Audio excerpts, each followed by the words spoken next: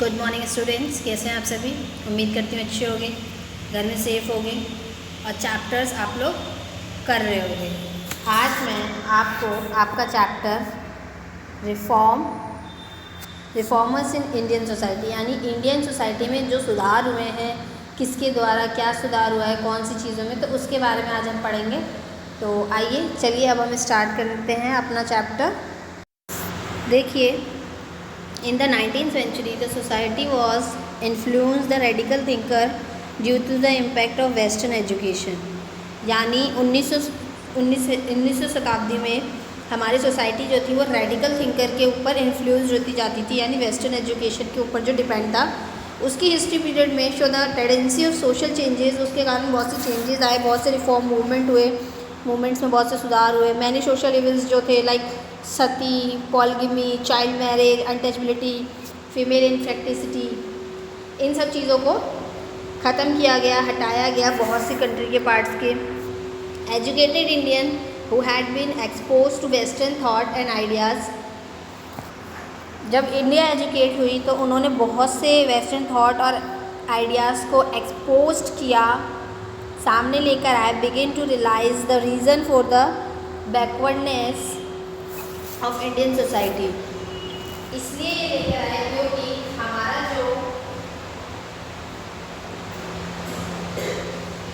जो सोसाइटी थी वो बहुत ही पीछे चल रही थी। The believe that social evil and superstitious were pretending Indian for progressing, Indian के प्रोग्रेस के लिए बहुत सी चीज़ों का, देखिए, in order to eradicate this social evils many social reform movement emerged in the country which lead to reform movement. बहुत से मूवमेंट हुए, उस मूवमेंट के बारे में जानेंगे। कॉजेज सोशल रिफॉर्म को सही करने के क्या, एक तो वेस्टर्न एजुकेशन फर्स्ट, कि वेस्टर्न एजुकेशन को ज़्यादा से ज़्यादा लोगों के दिमाग में बैठाया गया, उन्हें समझाया गया, उसकी idea of quality, democracy, liberty, ये लोगों इंडिया के लोगों के अंदर डाला गया। दे स्टार्टेड क्वेश्चनिंग, फिर उन्होंने क्वेश्चन स्टार्ट करे कि सोशल इविल्स हमारी सोसाइटी में गलत होते हैं, वो बेकार हैं, उन्हें हटाया जाए। उसके बाद कास्ट सिस्टम की बारी आई, तो the Indian society was highly influenced by caste वर्णाश्रम सिस्टम से। अकॉर्डिंगली पीपल बिलोंग, इस सिस्टम के अकॉर्डिंग ये होता था कि जो पीपल बिलोंगिंग होते थे हायर कास्ट से, इल ट्रीटेड, ह्यूमिलिटी, वो बैकवर्ड जो पुअर लोग होते थे उनके साथ अच्छा काम नहीं करते थे, डिप्रेस क्लास पीपल मानते थे। So the reformer wanted to free from the in mystery से भी रिफॉर्मर्स ने उन लोगों को हटाया। ओके, फिर देखिए इकोनॉमिक कंडीशंस जो थी, इकोनॉमिक कंडीशन यानी ब्रिटिश रूल जो था इंडिया में, उसके कारण हमारी इकोनॉमिक की कंडीशन बहुत ज़्यादा ग्रेट एक्सटेंशन में बढ़ती जाती थी। ठीक है, आइए देखिए further they exported raw material को लेकर आते थे, जैसे कॉटन, आयरन, ये कंट्रीज़ में। और इस पॉलिसी के द्वारा जो सप्रेस्ड होता था वो डेवलपमेंट ऑफ ट्रेड, कॉमर्स और स्मॉल इंडस्ट्रीज़ में इसको बनाया जाता था। दिस काइंड ऑफ इकोनॉमिक्स, इस तरीके से इकोनॉमिक में चीज़ों को इंडियन बनाती थी, लेकिन उससे भी डबल ट्रिपल गुना में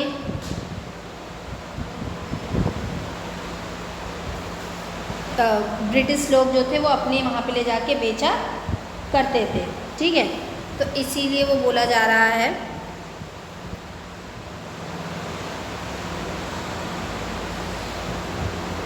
अब आइए influence of European movement and ideas, यानी यूरोपियन के जो मूवमेंट्स थे और उनके आइडिया थे, उनके renaissance, reformation, geographical discovery made the people to think in the line of equality, liberty and fraternity. एक जैसा लोगों को इक्वल दिखाने के लिए इन्होंने बहुत मेहनत करी थी। लाइक देखिए, French and the Russian revolution भी स्टार्ट किया गया था। The people induced by the spirit of equality started, उनको ये चीज़ बताया गया था कि ritual and tradition and Hinduism में एक साथ स्टार्ट किया जाए कि इक्वालिटी लोगों को दी जाए। रोल ऑफ प्रेस, प्रेस का रोल क्या होता है? Press play a dominating role, ये एक डोमिनेटिंग रोल प्ले करता है जो कि creating awareness of the mind of people, लोगों के दिमाग में एक अवेयरनेस का दिखाता है कि लोग कैसे अवेयर हुए चीज़ों से, जो भी गलत चीज़ें हो रही हैं। It awaken the masses toward the path of progress, और यही जब अवेयर आप हो जाएंगे तो आप एक प्रोग्रेस अपनी लाइफ के एक ऐसे पार्ट पे पहुंच जाएंगे जो कि आपको आपकी लाइफ में ज़िंदगी जीने में हेल्प करेगा। अब देखिए वुमेन एंड रिफॉर्मर्स, यानी औरतें और उनके बीच में क्या रिफॉर्म हुआ था इसके बारे में है। The social reformer also believe that no reform could be effected unless the condition of women was reform, यानी कि जो भी औरतों के साथ अत्याचार होता है और उनके साथ उसमें क्या सुधार आएगा। अकॉर्डिंग टू वन एक हिस्टोरियन के द्वारा, the leader believe that there could be no reform man and reform home without reform women, यानी कोई भी ऐसा सुधार नहीं है आदमियों में कि घर में जितने भी हों घर के सुधार में या औरतों के सुधार में। तो द पैथेटिक कंडीशन जो थी वुमेन की माइनिफाइज्ड इन द इविल, जो कि जैसे चाइल्ड मैरिज होता था, फीमेल इन्फ्लुएंस होता था या उन्हें इन्फोर्स किया जाता था चाइल्ड मैरिज के लिए, ये शेमलेस ट्रीटमेंट हुआ करती थी। या जो विडो हो गई, विधवा हो गई, उसको भी अपने हस्बैंड के साथ मर जाना पड़ता था। तो ब्राह्मण could have a such 100 wise, उनके बहुत से वाइज हुआ करते थे। The barbecue site of Sati in which a window was burn, जब सती हो गई, ठीक है, विधवा हो गई, तो वो विडो अपने हस्बैंड के साथ ही जल जाया करती थी। तो ये सब चीज़ें उस टाइम की बेकार थी। इन्हें चेंजेस लाने के लिए, इनकी स्टेटस में चेंजेस लाने के लिए with the passage of time start किया गया एक वुमेन अंडरवेंट चेंजेस के लिए। दे बिगेन टू बी इलिटरेटेड, उन्हें इलिटरेटेड किया जाता है। द लॉस्ट, वो अपना स्टेटस उस कारण से उन्हें पता नहीं चलता है। Sati system, rejection of widow remarriage, female infanticide, polygamy, purdah system, इन सब चीज़ों को हटाया गया and corrupt into the society, society से पूरे तरीके से इन्हें हटा दिया गया। ठीक है, अब आइए देखिए to get rid the society of this evil, इसके कारण जो भी सेवरल थिंकर्स थे, रिलीजियस थे या सोशल रिफॉर्मर्स थे, वो बहुत मेहनत करते थे इन चीज़ों को हटाने के लिए, एक्सटेंड करने के लिए। But ruler also took administrative measure, उनके पास एडमिनिस्ट्रेटिव मेजर हुआ करते थे। लाइक देखिए कुछ मॉडर्न थिंकर्स थे वुमेन एजुकेशन के लिए, कि जो उन्हें कहते थे कि औरतों को पढ़ाया जाए ताकि उनका अधिकार उन्हें पता लगे। Like Swami Vivekananda has emphasized, if you do not raise the women who are living embodied to the divine mother, अगर तुम औरतें ही मान लो, जैसे आप बेटियां नहीं पैदा करते हो तो आपको बेटियां कैसे, आप बेटियां को नहीं पढ़ाओगे तो वो कैसे किसी को पढ़ाएंगे। Don't think that you have any other way to rise, कि आप इसे दूसरे तरीके से पढ़ा सकते हैं। Gandhi ji started importance of women education के बारे में, इन्होंने कहा था, I am strongly of the opinion that women should have the same facilities as man and even special facilities where necessary.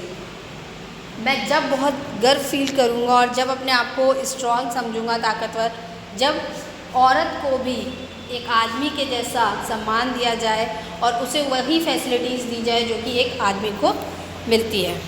अब देखिए जवाहरलाल नेहरू वर राइटली ऑब्जर्व, उन्होंने लिखा था, education of a boy is the education of one person but education of a girl is the education of entire family. यानी कि education of boy यानी लड़के को पढ़ाने से सिर्फ एक ही एजुकेट होता है, बट अगर आप घर लड़की को पढ़ाते हो तो उससे आपकी पूरी घर एजुकेटेड होती है। ठीक है, meaning of the term sati का मतलब क्या था पूरा। The term sati literally means a pure and virtuous women, यानी वो सती हो गई, विधवा, ठीक है, सती हो गई, किसी से शादी नहीं करेगी, तो वो एक भगवान के उसमें चली गई। A women who die burning herself on her husband funeral pyre was believe to directly go to heaven. ये माना जाता था सती का मतलब कि जो औरत उसके पति के मरने के साथ ही जल जाती है, अब वो तो नहीं मरी ना, लेकिन वो जल जाती है, तो ऐसा लोग मानते थे कि वो सीधे स्वर्ग में जाती है। ये भी कोई कहने की बात है, अपने कर्मों का फल सभी को मिलता है। ठीक है, Such a woman was worshipped as a goddess and temple have been built in her memory। इसी तरीके से वुमेन को भगवान से रिलेट किया गया कि जैसे ही एक टेम्पल में एक भगवान होते हैं, उसी तरीके से घर में भी एक घर बनाने के लिए, उसकी मेमोरी बनाने के लिए औरत की बहुत ज़रूरत होती है। The act of sati was perform, sati का एक्ट किसने परफॉर्म किया था? Voluntary but gradually the widows began to be forced, यानी उन्हें दोबारा शादी करने के लिए फोर्स किया। टू बर्न दैम सेल्फ, उनके साथ जलाने। In case they did not do so they had to lead a very miserable life. अगर वो ऐसा नहीं करती थी तो उन्हें बहुत अपने लाइफ में स्ट्रगल करना पड़ता था, बहुत सी चीज़ों का सामना करना पड़ता था।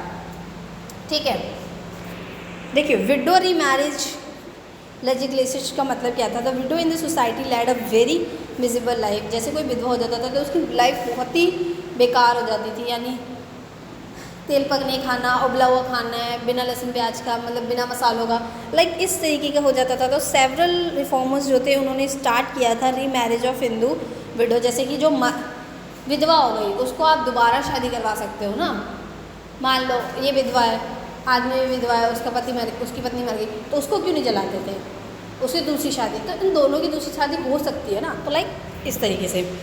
तो जैसे पंडित ईश्वर चंद्र विद्यासागर प्रिंसिपल थे संस्कृत कॉलेज के कलकत्ता के, उन्होंने इस मूवमेंट को स्टार्ट किया था। ही क्वाइटेड संस्कृत रेफरेंस में लिखा था, प्रूव वैदिक टेक्स्ट में सॉरी। इन 1856 में हिंदू विडो री मैरिज एक्ट को पास कर दिया गया था, लेजिस्लेशस मैरिज ऑफ विडो से।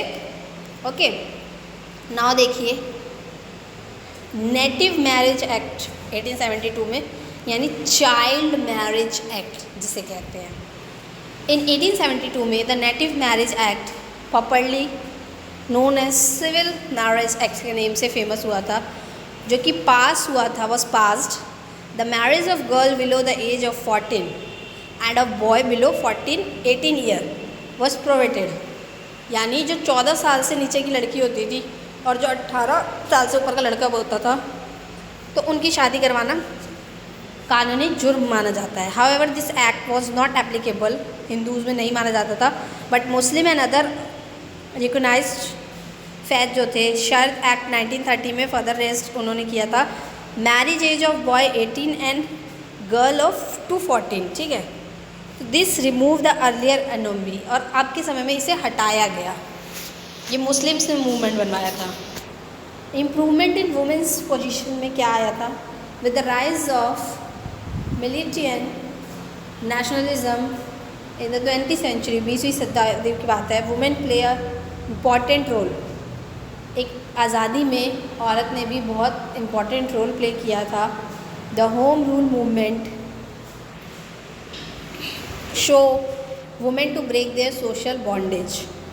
वुमेन ने अपनी एक सोशल बॉन्डेज को घर से निकल के इस मूवमेंट को स्टार्ट किया था 1920 में। सेल्फ कॉन्शियस वुमेन रिस्क लेके इंडिया में स्टार्ट किया था। All Indian women's conference was founded in 1927 में इनका कॉन्फ्रेंस हुआ था। एंड आफ्टर इंडिपेंडेंस के बाद वुमेन स्ट्रगल, बहुत सी equality, fruit, introduction of right to equality man and women के बीच में, इन सब चीज़ों में इन्हें।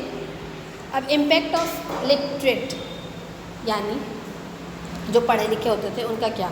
जैसे ग्रेट राइटर हैं लाइक पोइट रविन्द्रनाथ टैगोर, बांकी चंद्र चटर्जी, प्रेमचंद, ये हाईलाइटेड है। इन्होंने इंडियन सोसाइटी की वुमेन के लिए डे टाइम में बहुत मेहनत करी है और इन्होंने बहुत से थॉट्स लिखे हैं।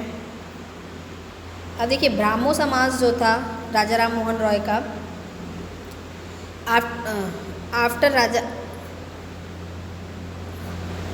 राम मोहन रॉय यानी उनसे बात का, देवनाथ टाइगर जो थे, Keshav Chandra, justice Mahadev, Govind Gokhale, R K. Bandpura, N G. Chandravarkar, ये प्रोमिनेंट लीडर थे। जैसे राजा राम मोहन रॉय के बारे में देखिए, he was born in an Orthodox Brahmani family में, बंगाल के पूरे ब्राह्मण फैमिली में इनका जन्म हुआ था। और ये ग्रेट स्कॉलर थे, ये बहुत ज़्यादा डीप थिंकर थे, बहुत गहराई तक सोचते थे और माइल्डली रिलीजियस थे। सोशल रिफॉर्मर यानी सोसाइटी के सुधार के लिए ये रिलीजियस से जुड़े हुए थे। ही वॉज क्वाइट फैमिलियर थे। लार्ज नंबर ऑफ लैंग्वेजेज इन्हें आती थी, Arabic, Persian, Sanskrit, English, French, Greek, Haber, Latin. इनके पास बहुत से नॉलेज थे अलग अलग लैंग्वेज के। इन्होंने अलग अलग लैंग्वेज में स्टडी की है, बुक्स पढ़े हैं, ओरिजिनल बुक्स लिखे भी हैं इंपॉर्टेंट रिलीजन्स के ऊपर। ठीक है, तो इनकी comparative idea of the philosophy and practice of many religions में इनका है। He was well both oriental and western learning में, दोनों में ही बहुत फेमस है। ही सर्विस ईस्ट इंडिया कंपनी 1805 से 1814 में इनका अपॉर्चुनिटी स्टार्ट हुआ था कॉन्ट्रैक्ट ब्रिटिश पीपल के साथ। राम मोहन ट्रैवल फार, बहुत लंबे दूर तक ट्रैवल करते थे, बहुत लंबे समय तक। इन्हें क्योंकि इन्हें नॉलेज गेन करने का बहुत, लर्निंग और सीखने का इन्हें बहुत उत्साह रहता था।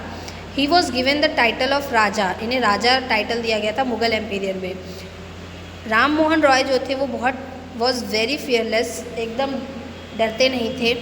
ही नेवर हेजिटेट, ये कभी भी हेजिटेट नहीं करते थे जस्ट कॉज सपोर्ट, किसी को भी सपोर्ट करने से। ऑल हिज लाइफ, इन्होंने अपनी पूरी लाइफ इक्वालिटी और सोशल जस्टिस में लड़ने में ही बिता दी थी। इन्होंने सफ़र किया था पर्सनल लॉसेस भी, ठीक है। और he never shrank from the chosen, ये कभी भी कोर्स को चूज़ करने में शर्माते नहीं थे। विल ऑलवेज भी रिमेंबर, इन्हें हमेशा हर चीज़ रहता था। देखिए स्वामी विवेकानंद 1863 से 1902 में ब्रीफ लाइफ स्केच थी स्वामी विवेकानंद एंड एडेंट डिसिपल थे श्री रामकृष्णन के, जिनको नाउ टू एटर्नल्स ना आफ्टर उनके डेथ के बाद गुरु बना दिया गया था 1886 में, ठीक है। Vivekananda made a mark of his learner, इन्होंने अपने लर्नर का मार्क कर दिया था ऑर्डरी में। स्कॉलरशिप एंड विडो इन्हें मिला था 1893 में। स्वामी विवेकानंद के कुछ प्रॉफिटेड है ऑफ न्यू अवेकिंग, जैसे चीफ कंट्रीब्यूशन जो होता था, clarion call to the nation से आया था। Swami Vivekananda was keenly interested in the development, हर एक नेशन की लाइफ को डेवलपमेंट करने के लिए हमेशा तैयार रहते थे। ही वॉज अ कर्मा योगी माना जाता था, जो कि बिलीव थे केसलेस कंस्ट्रक्टिव एक्शंस में। He repeatedly called country man भी इन्हें कहा जाता था। Awake and stop not till the global is reach, जब तक ग्लोबल रीच नहीं हुआ। Swami Vivekananda has been held awaken of modern India बनाने के लिए। अब देखिए clarion call to the people of India, love for the motherland, यानी अपनी धरती से प्यार करें। To him love for the motherland was the first कमेंडमेंट and religions came next. इन्होंने कहा था कि पहले अपनी धरती से प्यार करें, उसके बाद रिलीजियंस देखें। Well wisher of the poor के थे ये, यानी गरीब लोगों के भी वेल विशर माने जाते थे भगवान। Swami Vivekananda repeated this theme, इन्होंने अपनी थीम एक निकाली थी, O India forget not that the lower classes, the ignorant, the poor, the illiterate, the cobbler, the sweeper are they flesh and blood. यानी इन्होंने कहा कि हे भारत, कभी भी गरीब लोगों को मत भूलना, जो कि इग्नोरेंट हैं, इस धरती पे नहीं, इग्नोर किए जाते हैं। गरीब हो गया, पढ़ा लिखा नहीं है, मोची है या सफाई कर्मचारी स्वीपर है, उनके भी ब्लड में, उनके भी अंदर ब्लड ही है। स्ट्रेंथ इज़ लाइफ, इन्होंने कहा फिर चौथी की ज़िंदगी में स्ट्रेंथ, ताकत होना सबसे ज़्यादा ज़रूरी है, ठीक है। इनका मैसेज था करेज और स्ट्रेंथ से। His advice was be strong my young friends, यानी कि आप सभी मेरे जितने भी दोस्त हो, जितने भी यंग लोग हो, स्ट्रॉन्ग रहें। You will so nearer to heaven through football than through the Gita, कभी भी आप ये मत सोचिए कि आपको फुटबॉल बना के हेवन में रखा जाएगा या गीता से। अब देखिए कास्ट रिफॉर्म मूवमेंट जब स्टार्ट हुआ था ईस्टर्न इंडिया में, तो राजा राम मोहन रॉय ने रिलीज़ किया था रिफॉर्म ऑफ इंडियन सोसाइटी को, प्रोसीड किया था हिंदू रिलीजियंस के बिहेव में। फिर स्वामी विवेकानंद ने हेल्प किया था कास्ट को सोशल सोसाइटी में, और रिलीजियंस को, इंस्टीट्यूट को बताया था did not talk about the caste system what made a man supreme. Important social reformers legislation during the British period, Lord William Bentinck और Lord Hardinge adopted several measures social field में, इन्होंने बहुत सी चीज़ों को अडॉप्ट किया था। देखिए बैनिंग चाइल्ड सेक्रीफाइस, यानी लॉर्ड विल्सन ने बैन किया था चाइल्ड सेक्रीफाइस करना, यानी चाइल्ड को हटाना, लेजिस्लेशन 1802 में। और सती प्रैक्टिस को एंड किया था। तो term sati literally mean a pure and virtuous woman हुआ करती थी। It is use in the case of devoted wife, उन्हें डिवोर्सी वाइफ माना जाए, devoted wife who contemplate perpetual and interpreted, उनके पास भी अपनी दूसरी लाइफ जीने का हक होना चाहिए। आफ्टर लाइफ, अपने लाइफ के बाद प्रूव करें देयरफॉर बर्न हर सेल्फ, कभी भी अपने हस्बैंड के साथ जले नहीं। विलियम बेंटिक ने प्रूव किया था necessary legislation corrective regulation number of December 1829 में डिक्लेयर कर दिया था सतिंग बर्निंग, ठीक है। एबोलिशन ऑफ फीमेल इंटिफाइंस का मतलब था फीमेल इन्फेटाइंट और the practice of killing female children at time of their birth, यानी कि अपने ही अंदर जांच पड़ताल करवा के कि लड़की है तो उसको मार दिया जाता था, तो इसको भी बंद करवाया गया था। राजपूत और जाट सत्य थे कास्ट सिस्टम, तो लॉर्ड बेंटिक डिक्लेयर करा था practice of girl killing allegation 1829 में। Abolition of human sacrifice, human को यानी लॉर्ड बेंटिक जो थे उन्होंने डिक्लेयर करा था क्राइम थ्रू लेजिस्लेशन, और लॉर्ड हेंटिंग ने इसे एब्यूज करवाया था, हटाया था। लॉ अगेंस्ट स्लैवरी ये बना था आपका 1843 में। विडो री मैरिज 1856 में। एक लॉ पास किया गया था, हिंदू विडो रीमैरिज एक्ट, यानी दोबारा रीमैरिज कर सकते थे। लॉर्ड डेलहाउस की हेल्प के द्वारा ईश्वर चंद्र विद्यासागर को स्कॉलर दिया गया था। बैनिंग चिल्ड्रन रीमैरिज, यानी 1830 में शरद एक्ट पास किया गया था। मैरिजेबल एज जो थी गर्ल्स और बॉयज़ की फ़िक्स करी गई थी, ठीक है, रिस्पेक्टिवली। चैप्टर ख़त्म। आई होप समझ आ गया होगा। Thank you so much.